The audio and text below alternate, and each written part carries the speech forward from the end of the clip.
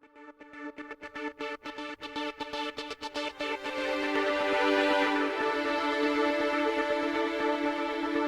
confirmed number of cases of the coronavirus in Los Angeles County comes to 153,041. The confirmed number of deaths reaches 4,084. Here in Torrance, the total number of confirmed cases now comes to 846, with total confirmed deaths increasing to 53. We anticipate those numbers to increase later today as the last 24-hour operating period is updated. Welcome to COVID-19 Today. I'm Christine Lee. It's 2 p.m. on Sunday, July 19th.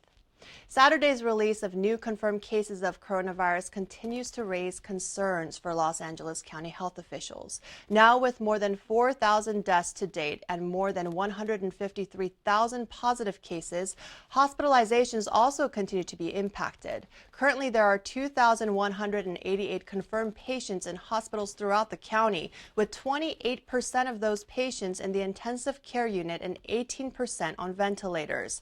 This is the fourth consecutive day there have been hospitalizations of more than 2,000 people. The data continues to show that younger adults ages 18 to 40 are being sent to the ER at a higher rate than seen at any point in the pandemic. Public health officials continue to urge people to avoid large gatherings, wear face coverings, and social distance while out in public, especially with the warm weather making it enticing to be out of the house. Officials caution everyone to keep their guards up to minimize the risk of spreading the infection. Countries around the world continue to struggle to contain the coronavirus. The World Health Organization reported another record-breaking day with total deaths topping 600,000 and more than 14 million confirmed COVID cases across the globe. The U.S. leads the way with nearly 4 million positive patients. While the United States leads in global infections, South Africa now ranks fifth worst hit country in the pandemic with more than 350,000 cases, and Bangladesh confirming more than 200,000 coronavirus patients. Experts say the number is much higher in countries that lack adequate labs for testing. 7.8 million people are said to be recovered from the virus across the world. One of the leading COVID-19 vaccine-making candidates is expected to begin a late-stage human trial for a potential coronavirus vaccine in late September. While this is ahead of schedule, they're already trying to figure out how much of the vaccine will be needed and how much to price it at. Johnson & Johnson is said to be in conversations with the European Union, Japan, and the Bill and Melinda Gates Foundation to determine how much of its COVID-19 experimental vaccine will be needed.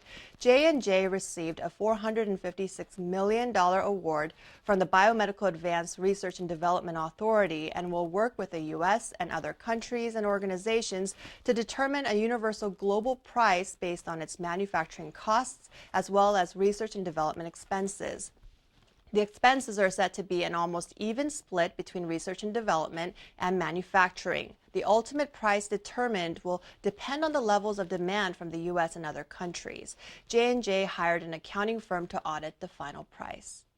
The U.S. Treasury Department released details to the federal loan program that now shows who was helped and how much was issued to assist struggling businesses during this health pandemic. The Paycheck Protection Program, or PPP, which has doled out more than $500 billion in nearly 5 million loans to small and big businesses across the country, is now giving Americans a closer look at who is on the receiving end. New data released by the Small Business Administration says these loans supported more than 50 million jobs. Of the almost 5 million loans, more than 4 million of those were issued for less than $150,000. Which make up less than a quarter of the total amount of loans disbursed. The Department of Treasury published detailed records of the companies that received more than that amount with an interactive map. There were more than 660,000 businesses noted. Anyone can type in their zip code to see which local businesses received the most money. As plans continue to shift and change for students, the Archdiocese of Los Angeles announced Saturday that its Catholic schools throughout Los Angeles, Ventura, and Santa Barbara counties will also open the new school year with distance learning models only due to the new state requirements restricting in-person teaching. There are nearly 270 Catholic schools in the Archdiocese that have made great efforts in the anticipation of welcoming back students this fall. The principal at Bishop Montgomery High School in Torrance issued a letter to all BMHS parents that the school's reopening task force, which consists of Bishop administrators and teachers, continue to work to create a plan that will maximize the distance learning model. Since the governor's recent orders restricting schools on the watch list from reopening with in-person teaching this fall, the task force will reconvene and determine an online schedule to safely begin the school year. President Donald Trump ordered flags to be lowered on Saturday in honor of civil rights leader and longtime Congressman John Lewis, who lost his battle to pancreatic cancer Friday night.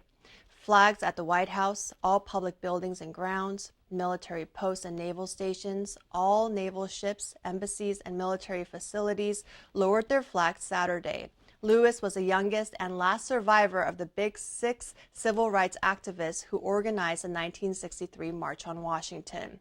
Lewis earned bipartisan respect in Washington, and many of his colleagues took to social media to share their sadness and condolences to the Lewis family. If you were summoned for jury duty, you may not need to serve this time around. The Los Angeles County Superior Court announced jury trials will remain on hold until at least August due to the coronavirus pandemic as cases continue to soar. The state court hasn't conducted a jury trial since mid-March when the state shut down most of its economy. The court said in a statement that social distancing guidelines might make juror participation difficult or potentially unsafe. They added that they will continue to closely monitor the situation. Speaking of jury duty, lawmakers in California are proposing the state include paying tax members to the pool of eligible candidates to serve on a jury. Currently, people selected to serve jury duty in California are either registered voters or have a California driver's license. But State Senator Scott Wiener, a Democrat from San Francisco, suggests a large number of people in lower income communities and people of color are not included in this pool of candidates. The lack of diversity makes it difficult for someone accused of a crime to get a fair trial among a jury of peers. California already expanded its jury pool last year when the legislature passed a law making some convicted felons eligible for jury duty, with the exception of people on parole and registered sex offenders. According to the California Public Defenders Association, at least 17 other states already use tax filers to select jurors. This is one of several bills in the state legislature aimed at combating racial inequalities after the killing of George Floyd. If you're headed to the beach this week, authorities say there's something else to remember, and that's to pick up your trash. Los Angeles County officials say pack in and pack out, meaning take back everything that you bring, including your trash. Reports found an increase of 60% in beachgoers from this time last year along the Southern California coast, likely due to the county's partial shutdown. Beach visitors have surged in recent months from Torrance to Malibu since they reopened. LA County Department's beaches and harbors say nearly 8 million people visited between May and June, up from the usual 5 million, which has also put a strain on its cleanup crew. Along the coast, there are more than 50 public restrooms to keep sanitized and more than 2,600 barrels of trash bins to empty. Authorities say with more people bringing food to go, trash has been piling up and at unusual speeds, with concerns of the overflow ending up in the ocean. Beachgoers are urged to pack in and pack out and take home everything they brought, including their trash. As we wind down the weekend, you still have tonight to take advantage of the new outdoor dining program in downtown Torrance. Bringing back the city's downtown dining alfresco for its second weekend, the community is able to enjoy dining outdoors at a number of restaurants participating in this pilot program. You can order from at least 9 downtown restaurants and then eat under the lights on Sartori Avenue between El Prado and Marcelina. City staff proposed this idea to give local restaurants additional options once the state closed indoor dining. This allows businesses to continue serving in larger capacities in safe outdoor settings. Participating restaurants include Local Kitchen, Chado Tea Room, Madre, Capo Arafune, La Capilla, Tortilla Cantina, Red Car Brewery, The Depot, and Miyabi Uni. To learn more, go to torranceca.gov/COVID-19. Enforcement of street sweeping parking restrictions is now on hold, but residents are asked to still follow the rules to help keep the city's streets clean and trash-free. While cars not moved on street sweeping days will not be ticketed, the city is hoping residents will still do their part and move their cars to allow the city's Public Works Department to maintain clean roads and pick up trash and debris to avoid having it fall into the gutters and into the ocean. With recent changes to the Safer at Home order from the state and county, City Council directed staff a week ago to again suspend parking enforcement for street sweeping and permit parking areas. City Manager Leroy Jackson approved the Public Works and Police Department's request to do so. You can also check out the city's website designated to assist residents and businesses during the health pandemic. Go to torranceca.gov/COVID-19. The popular splash pad at Wilson Park will soon be open again to the public, a popular place for kids and adults to beat the heat. Closed since the start of the health pandemic, reopens tomorrow morning.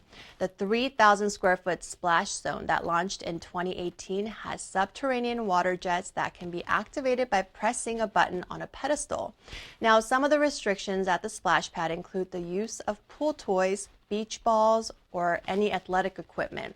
Glass containers, food, gum, and drinks are also not allowed. Pets or animals are also restricted from being on the splash pad. Street shoes should not be worn, and young children must wear swim diapers, as disposable ones are not permitted while splashing around. The splash pad is expected to reopen on Monday, July 20th. Visitors and residents are able to enjoy the splash pad from 10 a.m. until 3 p.m. daily at Wilson Park. Staff will be on site to ensure social distancing and safety protocols are being followed. Heading into the middle of July, we want to hear what your summer plans are and how you plan to make it the best one yet. Whether you're planning a road trip or a staycation somewhere, no matter how big or small your summer plans are, we want to see how you're capturing each summer moment. Share your summer fun story. Email us at covid19today@torranceca.gov. Well, before we go, at the end of each program, we like to share stories from our community. Feel-good pictures, images, and videos that remind us of how resilient our community is and reflect how Torrance truly cares. Well, one of the restaurants that many are flocking to in downtown Torrance is also looking to hire. Local Kitchen says they're looking for talented individuals to join their team right now. They're looking for friendly hosts and hardworking bus staff to help support their operations. Owner Jim Crone says if you're interested, to apply in person. Now, at the onset of the pandemic, Local Kitchen was one of the first to quickly adapt, make signs to social distance, create a makeshift market to allow customers to keep shopping and ordering from their restaurant. And as rules continue to be fluid, so has their operation. They also quickly began offering outdoor dining even before indoor dining was no longer allowed. Their resilience and love for the local community truly makes them a gem in the city. We love to share stories like this of people and businesses who truly care in our community. If you have a great one to tell us about or just want to say hi, email us. We'd love to hear from you. Well, that's our update for COVID-19 today. We hope you'll join us again tomorrow at 4 p.m. as Leslie Robbins brings you the latest updates. Be safe, stay healthy, and thanks for tuning in. We'll see you next time.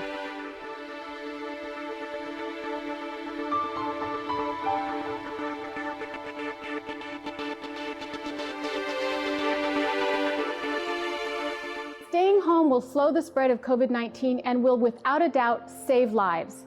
Critical things like food, pharmacies, laundromats, and more remain available. Those who work in health, food supply, and law enforcement will continue to perform their jobs. Programs like paid sick leave, unemployment, and others will also still continue. If you do leave home, keep 6 feet between you and others. We are all in this together. Learn more at covid19.ca.gov. Hi, this is Ken Jung, and I just want to send all my thoughts, loves, and prayers to everyone affected with coronavirus, aka COVID-19, and just want to thank everybody for practicing social distancing, which is easy for me because I don't have any friends. But social distancing is 6 feet apart from everybody. Also, Dr. Sanjay Gupta said it best: behave as if you already have the virus. So behave as if you're already positive. then what would you do? You would keep yourself socially isolated. You wouldn't want to infect anyone that you love or anyone around you, and that is social distancing, which is being 6 feet apart from everybody. And also, go to the cdc.gov website. They have an amazing resources there. If you're ever concerned that you may have it, go to the symptom self-checker, and you can also look up symptoms for people who you love, not just you. So go to the cdc.gov website, stay informed, stay educated, and stay socially distant. Love you.